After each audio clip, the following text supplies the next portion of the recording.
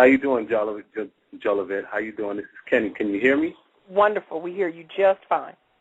Oh, okay, great. Well, I'm your Facebook buddy, so I just wanted to, let you know it was a pleasure to, to talk to you and stuff like that. How you doing? Wonderful. I'm doing wonderful, Kenny. Thank you for calling. Okay. Yes, I just have a question for Brother Umar, and that is, the question is that as the black community bands together and grow and form a cohesive unit towards working towards the goals of black achievement, should we or should we not shun the black homosexual and lesbian community or collaborate with them? How do you interact with them? How do you interact with the black homosexual community and the black lesbian community? Okay. First of all, let me say this. I believe that every human being on earth, is entitled to a basic level of human rights. Let me qualify what that means. Human rights, the right to eat, the right to live, the right to be free from torture, those types of rights. I do not believe that people have the right to get married, especially people who are interested in marrying someone of the same gender. Homosexuality, is an antithesis to African culture. You cannot be a supporter of African culture and be a supporter of homosexuality because African culture is about life and the procreation of life. Homosexuality is about the destruction of life. People often say, can you support the black homosexual movement and be a black nationalist? No, you cannot, because a nationalist is someone who is interested in preserving the life of the nation. If you are a homosexual, then you are preventing, the next generation from coming into existence. If a man only has sex with a man, and if a woman only has sex with a woman, there's no new life being born.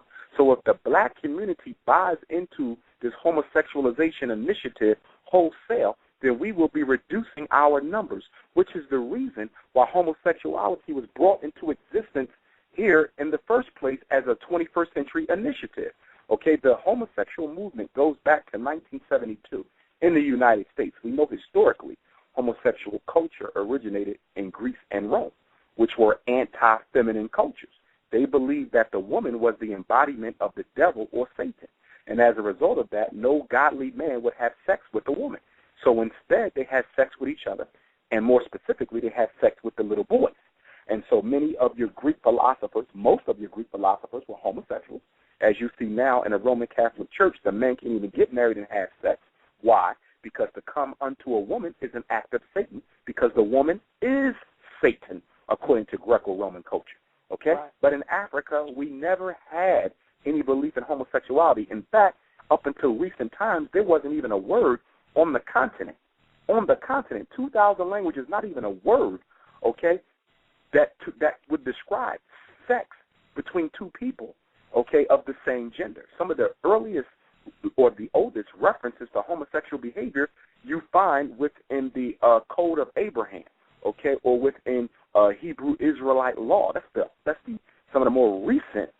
That's the oldest references you find to homosexuality. And you also know that by that time, the white man was amongst us by the time of Abraham. So there was a need to have those types of laws because that influence had already crept in. But prior to that time, prior to the so-called intellectual sophistication of the European, which was only at 1,000 years before Christ, there was no learned white man on earth before 1,000 BC. So before 1000 BC, black folks never thought about homosexuality. But ever since they've got here for the past 3,000 years, that's all the hell we've been hearing about. You cannot be for life and be against life. You see, the reason homosexuality was chosen, to be pushed in the black community is because it was decided that it would be one of the best ways to reduce the black population rate. AIDS is working, but not fast enough. Mass incarceration is working, but not fast enough. Police brutality, black homicide is working, but not fast enough. Homosexuality is the most powerful black population reduction strategy in the world. Why? Because the black people carry it out themselves by simply not having sex. In order to incarcerate, the man must be living. In order to kill, the person must be walking.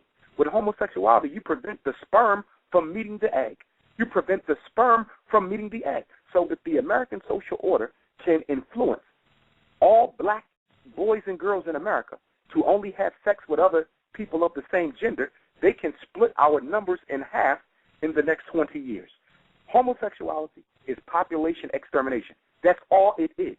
You can read the NSMM 1974 memorandum from Secretary of State Henry Kissinger, where he talks about sex education, which really was nothing but a code word for homosexual education. They knew they would be pushing this 40 years ago. Okay, this is about reducing our numbers. So if you love black people, you can't be in love with homosexuality. I didn't say that we had to demonize and castrate them.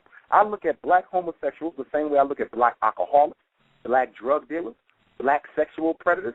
They are suffering from an illness, and they need help. And I don't believe that you should torture, kill, maim, or segregate the sick people. I believe you heal the sick people. They may have to be contained until they're healed, okay, but you don't deprive them of basic human rights in life, okay? I believe that we have to embrace and heal because many of them can be brought back into their consciousness of what they are. I know a lot of homosexuals, some of whom I've worked with myself, who are no longer within that mindset once they were able to study the triggers that brought them into that lifestyle in the first place. So this whole belief that you become homosexual or lesbian and that's how you stay, that is a lie that the American social order is propagating. We got to embrace and treat those brothers and sisters. But if they don't want to be treated and if they want to continue to push that type of thinking onto young black children, then they have to be ostracized from the rest of the community because we have to have a code of ethics. And one of the top codes of ethics in our independent African-centered community has to be no sex with people of the same gender.